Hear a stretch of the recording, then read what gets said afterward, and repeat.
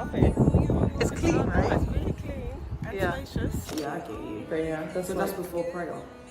Do you guys do shoes off in the church? No shoes on. We just come with our shoes.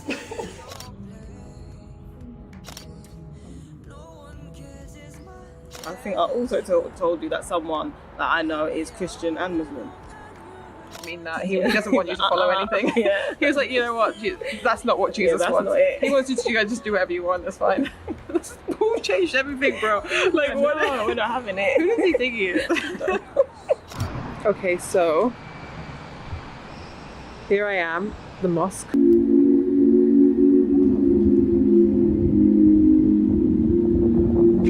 I'm already feeling emotional because I haven't been here in so long, since Khadijah's been born, actually, subhanAllah. So I'm going to be showing my friend around. I'm really nervous because I'm always worried like about the impression that I'll give as a Muslim, obviously, and just like how the mosque is going to be for her. So this is actually the first mosque I came to the UK. So when I came back from Turkey, I was still not Muslim yet. I was still just like learning about Islam. This was the first mosque I came to in the UK. So inshallah, I really hope that she feels the same way. And I'm going to be answering questions with her as well, inshallah. What are you thinking? Lovely, I love it. It's clean, right? It's really clean and spacious. Yeah, spacious. So like originally, I don't know if this is true, but I think like this area people would have been like studying and stuff. Oh. Like I picture it like yeah. historically people would have been like studying here, and then they like go in there to pray. And here's the thing, like you can't believe it's in London, right? I know, I could not believe it. Like honestly, it's really beautiful, and just even the way the building is structured, everything is so nice. We're in Dubai right now. No, we are. You guys are missing out. The weather.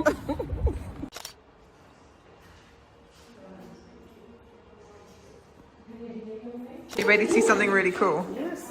This is the wudu. This is for the washing. Do you want to give it a go? Alright. I can wash my hands. That's like proper, you're doing it like the proper way, mashallah. Yeah. Yeah. There we go. There's like half a wudu. Normally we would do like the hands, face, ears, the mouth, the nose, the head, the wrist to the elbows, feet, including ankles. I think I said it in the wrong order, but, But yeah, I get you. but yeah, that's So like that's before prayer.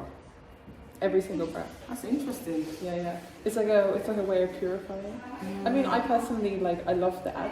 And remember, I showed you that in the Bible, even Jesus used to do, right? Yeah, it's like cleanliness is next to godliness. So that makes sense to be clean before you pray. And I feel like it just helps you get in the mindset No, of like where you're going to definitely. be. Do you guys do shoes off in the church? No shoes on. We just come with our shoes. What if it's like dog poo on your shoe or something? What do you say? Well, there's what? Or like dog poo or something? They accept you. They accept all. Because the thing is, we put our heads on the carpet, you know? Yeah, because with us, it's more like when we're in the church, like in the like the congregation praying. Yeah.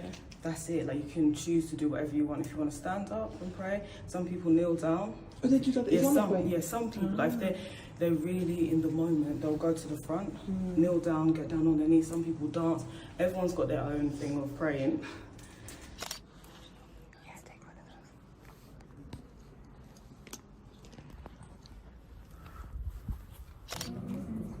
Okay, let's try it.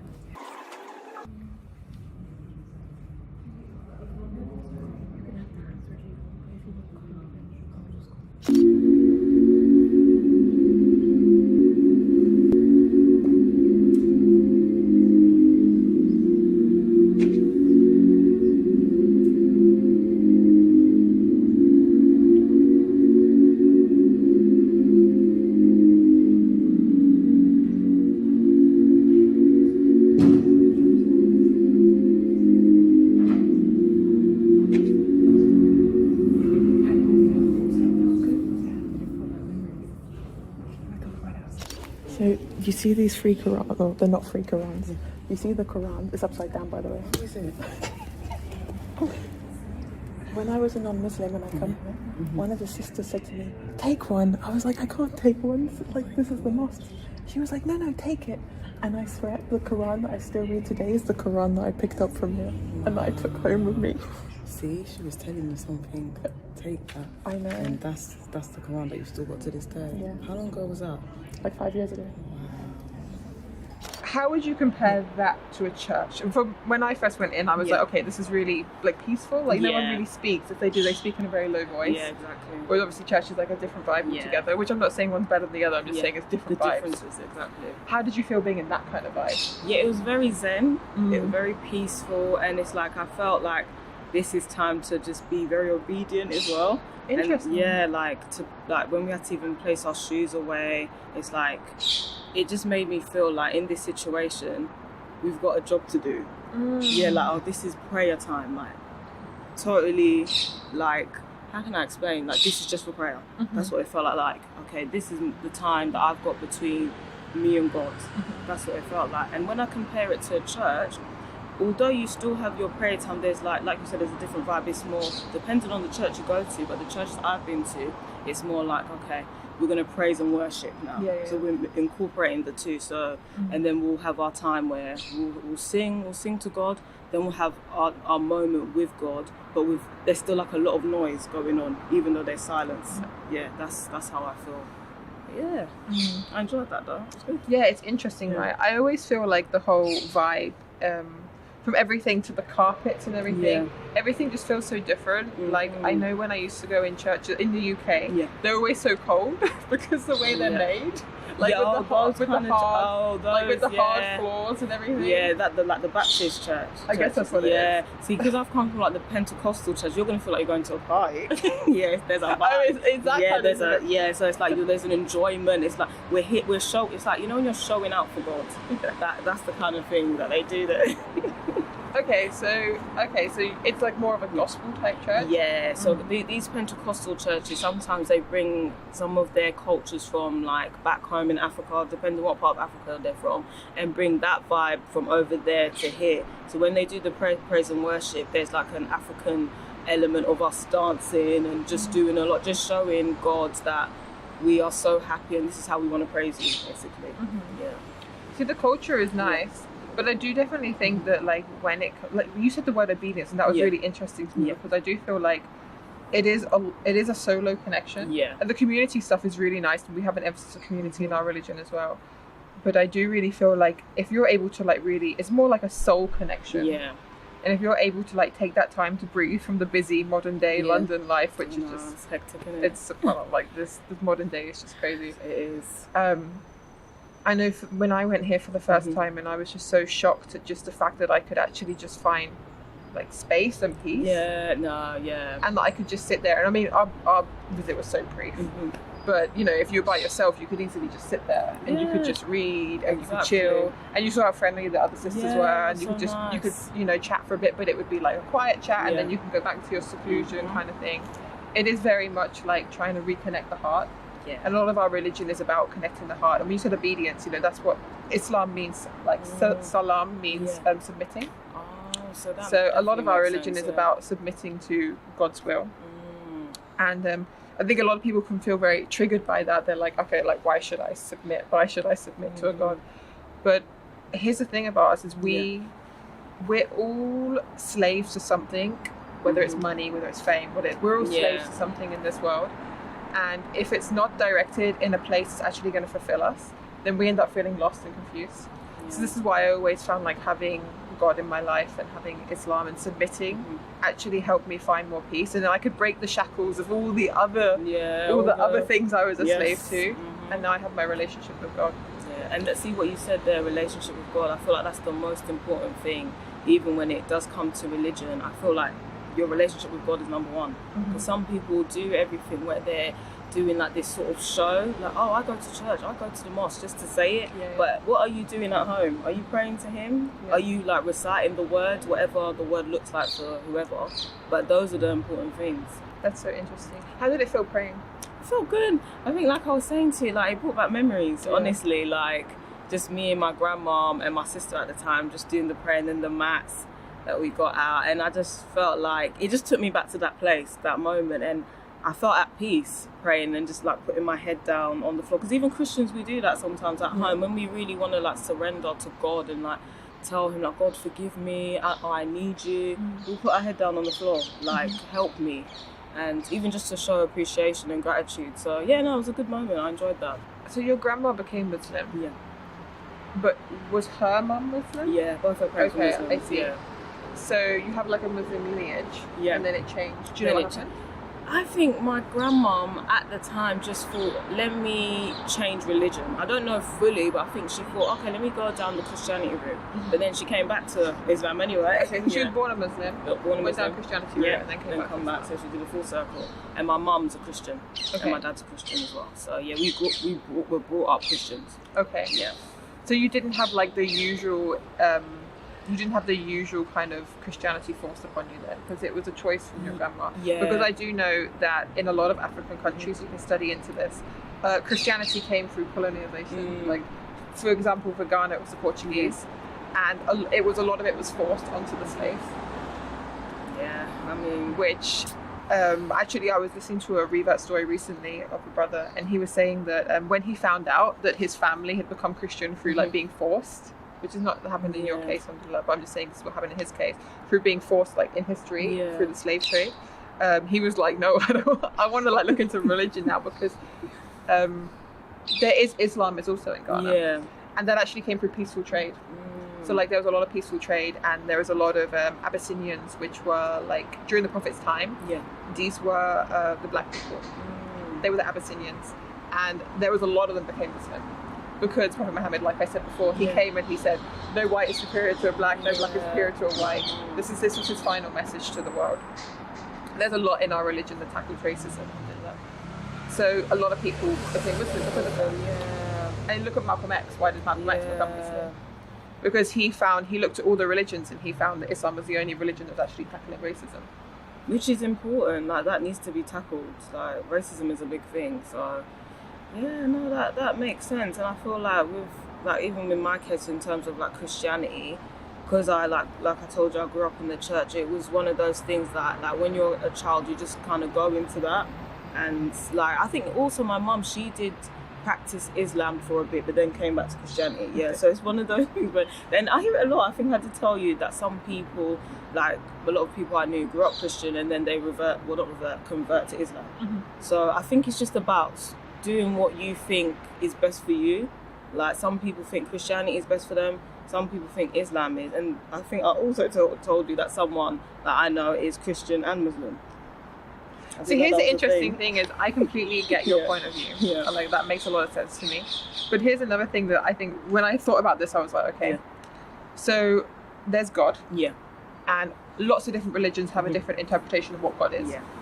But God is only one of them. Just because some person says that God is this doesn't make him God that thing. Like for example, someone says Abs is from Spain. Someone says Abs is from UK. Someone says Abs is from Ghana.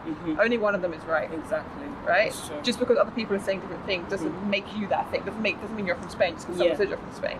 So all these different religions are saying different things about God, very specific things about God. Only one of them is actually what God is.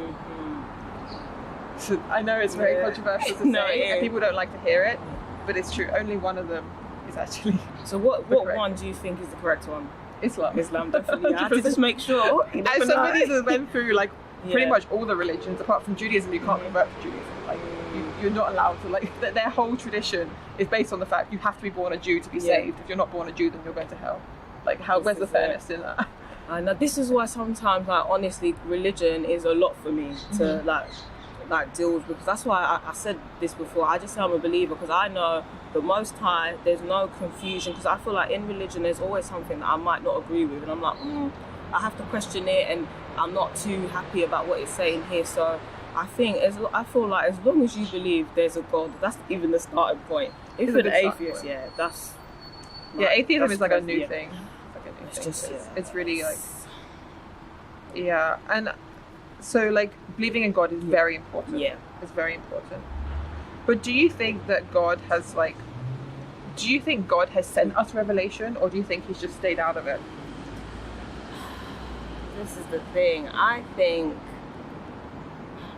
God has, but then it's one of those things. I feel like you have to do your digging, you have to do your research, there needs to be a connection with God before you even make certain choices. And I feel like if you are religious, you have to be fully into it or not. That's why I'm not too sure about this, or whatever. So even the Christian title, sometimes I won't even say it because I'm not fully committed into that religion.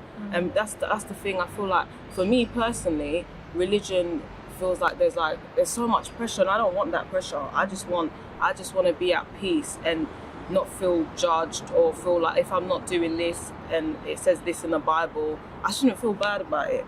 And that's the thing. I feel like God is peace and love, but this is where sometimes religion, depending like where your place of prayer is or whatever, or the pastor you've got or whatever it is, they can sometimes make you feel a bit confused and lost in the process, because you're like, but you said this, but then you guys are doing this, and then I get confused, and it's a lot to kind of deal with. So I hope that answers your question. I get what you're saying. I think you're referring, when you say fully committed, you're not referring in fully committed in terms of believing in God, you're referring to fully committed in terms of following the laws, right? Yeah, and I feel like the whole lifestyle, everything of it, lifestyle. Everything, definitely, See, like, I think from an Islamic point of view, being fully committed would actually be the Shahada, which is what you say when you become Muslim, and that's believing in one God, and believing Prophet Muhammad was a messenger of God.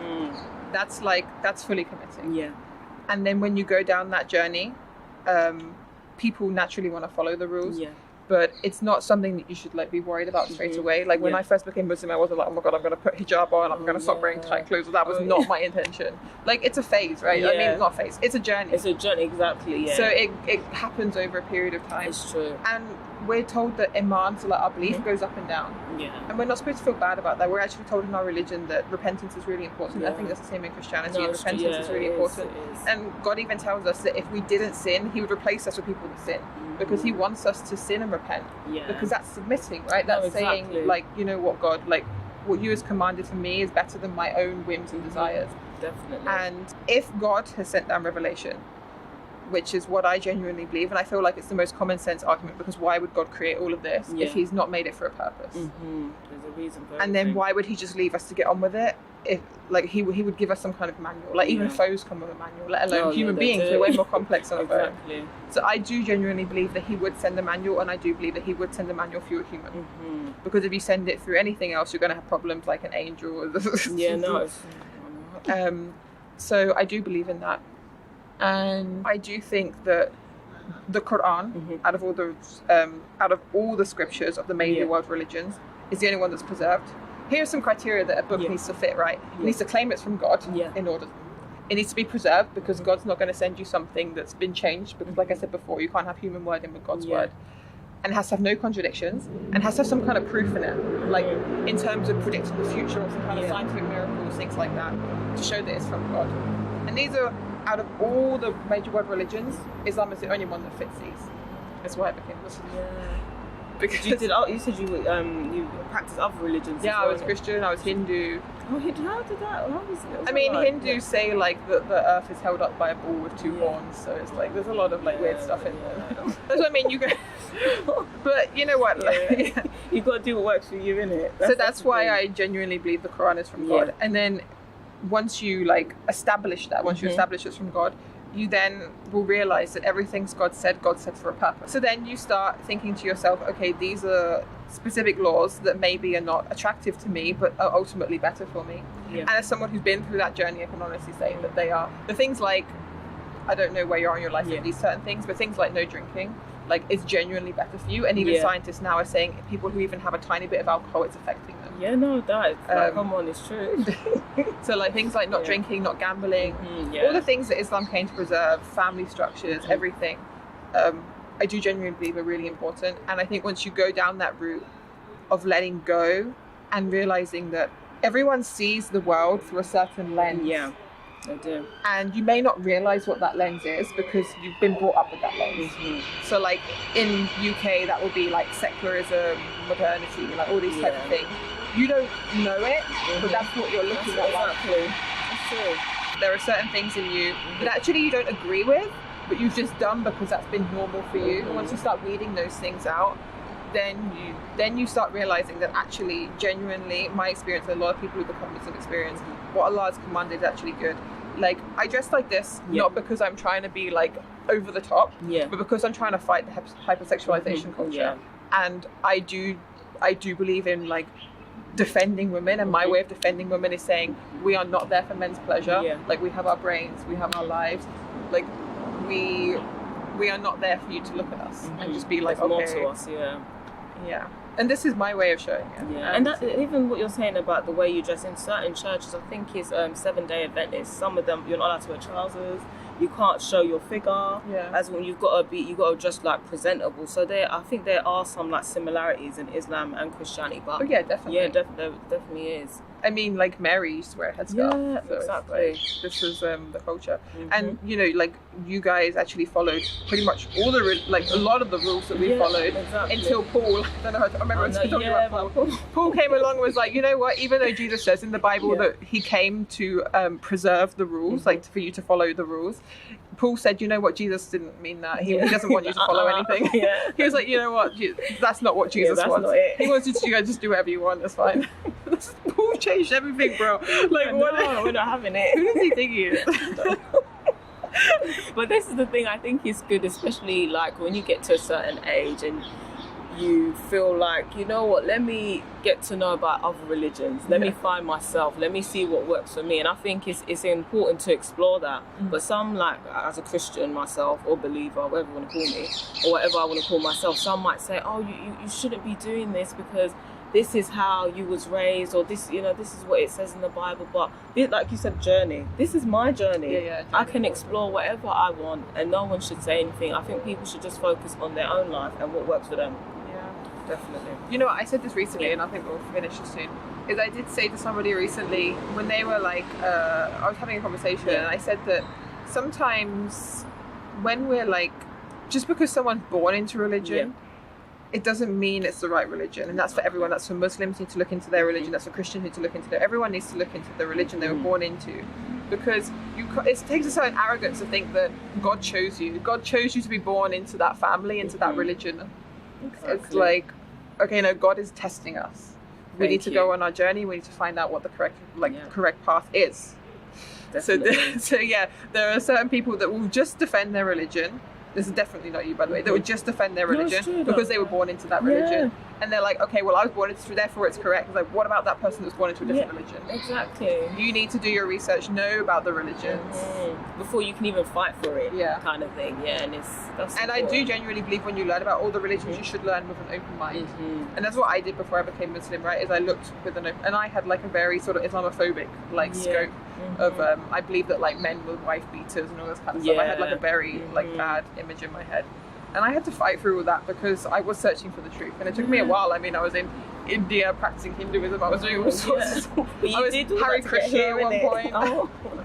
But subhanAllah, this is where you found your space in it, your place, and this is where it's meant to be for you. Thank you guys for watching. Assalamu alaikum.